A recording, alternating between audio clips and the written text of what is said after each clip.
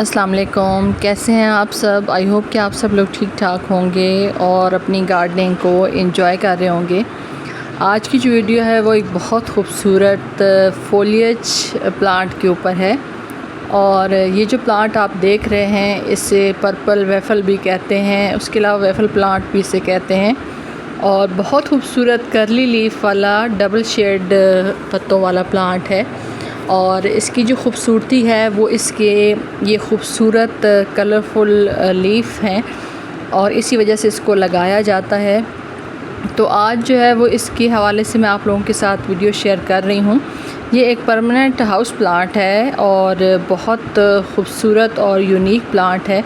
आमतौर पर नर्सरीज़ पे नहीं मिलता, यानी आपको स्पेशली अगर कहीं मिल जाए तो ये आपकी खुशकिस्मती होगी, क्योंकि वैसे तो काफ़ी सारे प्लांट्स जब आप नर्सरी पे जाते हैं तो मिल जाते हैं, लेकिन कुछ प्लांट्स ऐसे होते हैं जो रेयर होते हैं कि कभी कभी आपको मिलते हैं। अच्छा, इसकी जो यूनिकनेस है वो इसके बहुत खूबसूरत कर्ल होते लीफ की वजह से है। आमतौर पे अगर पहली नज़र में देखें तो ऐसे लगता है कि जैसे ये पत्ते जो हैं ये ख़राब हो रहे हैं किसी वजह से। जैसे हम अक्सर जो प्लांट्स के ऊपर लीफ का अटैक होता है, लीफ मुड़ जाते हैं, वायरस होता है एक तरह का, तो लगता है ऐसे ही है एक दफ़ा देखने में कि जैसे इसके ऊपर किसी बैक्टीरियल या वायरल इन्फेक्शन का असर है या इसके ऊपर कोई ऐसा अटैक है पेस्ट का कि जिसकी वजह से ये इस तरह से मोड़े मोड़े से पत्ते हैं।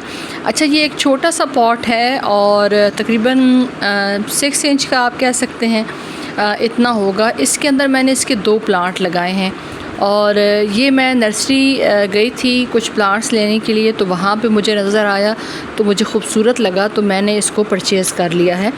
और फ़र्स्ट टाइम मैं इसको नहीं लगा रही, इससे पहले मैंने एक दफ़ा लगाया था, लेकिन ये है कि बस कुछ मेरी अपनी मिस्टेक की वजह से और कुछ थोड़ी नॉलेज ना होने की वजह से मेरा ये प्लांट जो था ये उस टाइम पे सरवाइव नहीं कर पाया था। उसके बाद फिर मैंने काफ़ी तलाश किया, हमारे यहाँ की नर्सरीज़ पे ये दोबारा से नहीं मिला। तो सबसे पहले इसके जो मिट्टी है उसके ऊपर बात करते हैं, यानी किस तरह की मिट्टी के अंदर आप इसको लगाएं। तो इसके लिए वेल ड्रेन मिट्टी का इंतखाब करें, यानी इसकी जो जड़ें हैं प्लांट की उसके साथ पानी ज़्यादा देर तक रोके नहीं, क्योंकि जो ओवर वाटरिंग है वो इस प्लांट के अंदर फंगस को एक्टिव करती है और आपका जो प्लांट है वो सर्वाइव अच्छे तरीके से नहीं कर पाता।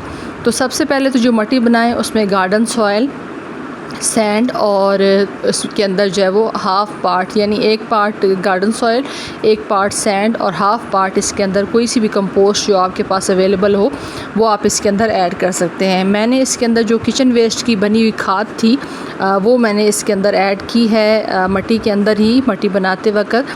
और इसको जो है वो आप अगर मंथ में एक दफ़ा लिक्विड फर्टिलाइज़र भी दे दें तो ये बहुत अच्छा से ग्रोथ करता रहता है।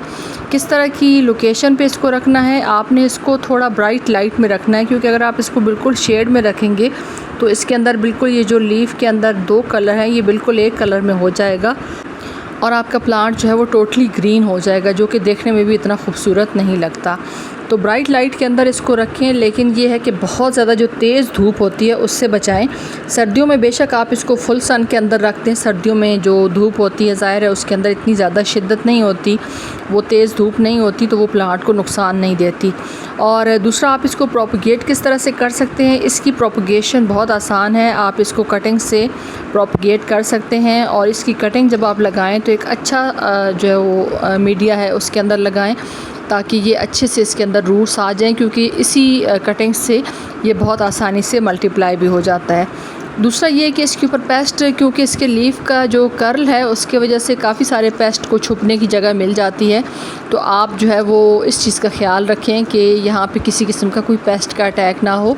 तकरीबन 1 से 2 नोड एरिया के साथ यहाँ से अगर आप इसको कट करके इसकी कटिंग लगाएंगे तो ये बहुत आसानी से इसकी कटिंग लग जाती है। कटिंग लगाने के बाद उसको शेडी प्लेस पे रखें, देखभाल के पानी दें और आपका ये प्लांट बहुत अच्छे तरीके से चलेगा।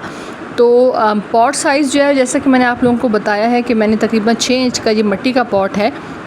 कोशिश करें कि अगर आप स्टार्ट में इस प्लांट को अपने गार्डन के अंदर ऐड कर रहे हैं तो इसको क्ले पॉट के अंदर लगाएं, ताकि इसके अंदर ओवर वाटरिंग का ख़तरा ना हो, क्योंकि अक्सर जो प्लांट ये ख़राब होता है ये ओवर वाटरिंग की वजह से ही होता है। तो आई होप कि जो मैंने शेयरिंग इस बहुत खूबसूरत फोलिएज प्लांट के हवाले से आप लोगों के साथ की है ये आपको पसंद आई होगी। और ये प्लांट अगर आपको अच्छा लगा हो, मेरी ये वीडियो आपको अच्छी लगी हो तो मेरी वीडियो को लाइक कर दें। चैनल पे न्यू हो तो चैनल को सब्सक्राइब कर दें। Thanks for watching. अल्लाह हाफ़िज़।